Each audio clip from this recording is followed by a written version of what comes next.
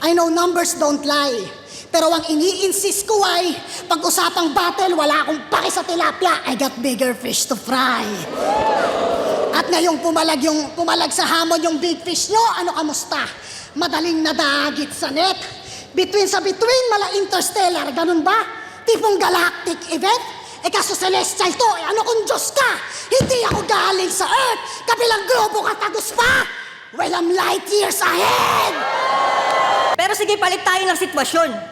Kung ako yung nag-champion ng tryouts, isa buhay at 2x2, malamang, sementado na ang aking pangalan. At dahil meron akong title, malamang, isa ako sa legendary at palaging relevant anumang era lumaban.